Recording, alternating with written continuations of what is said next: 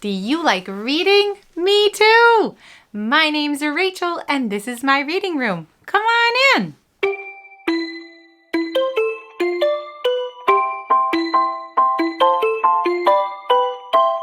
Have you ever made a mistake and mixed up a special day? That's what happened in today's story, Otis and Sydney and the Best Birthday Ever. And it's written by Numeroff and it's illustrated by Andreasen. Well, come on, let's go read about it. Otis and Sydney and the Best Birthday Ever by Numeroff and illustrated by Andreasen. One rainy day, Otis's umbrella broke while he was waiting for the bus.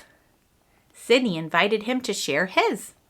They soon discovered they had a lot in common. They both enjoyed dressing in silly costumes, playing tug-of-war, and jumping on a trampoline. That's when Otis and Sydney became best friends.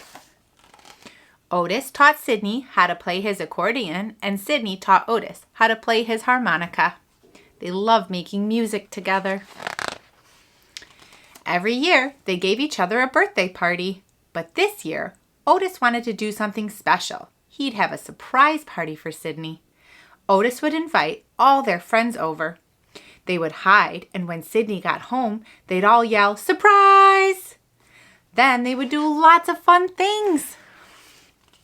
Otis mailed the invitations. The big day arrived. While Sydney was out, Otis got ready for the party.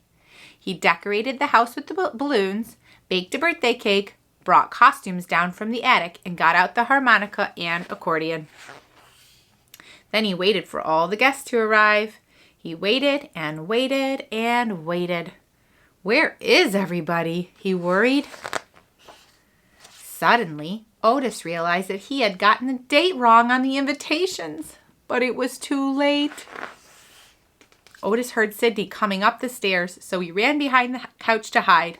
Sydney opened the front door and turned on the lights. Then Otis jumped up and yelled, "Surprise!" "I planned a very special party for you," Otis said. Sydney smiled. "For me?" "Yes, a surprise party," said Otis. "I want you to have the best birthday ever." So they did everything Otis had planned for the party. Otis and Sydney dressed up in silly costumes, jumped on the trampoline, and played a game of tug-of-war. Then they played the harmonica and accordion.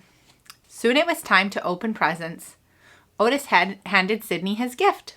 Sydney ripped off the wrapping paper and opened the box.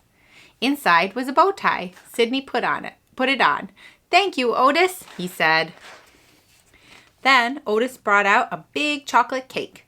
Sydney blew out the candles. Otis cut the cake into 2 pieces. "Why is there so much cake?" Sydney asked.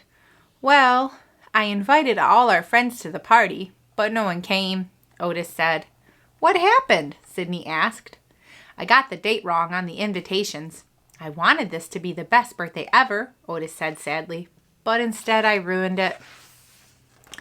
"But this was the best birthday ever," Sydney said. "Really?" asked Otis. "Absolutely," said Sydney. "I got to spend it with you." Otis smiled. Sydney smiled too. It was the best birthday ever. Wow, it's so nice to have a best friend who can work through even tough mistakes that you make, because everyone makes mistakes. Well, if you like this story, be sure to like and follow along with Read Along with Rachael, where if you have a book, you have a friend. And I'm your friend too. Bye!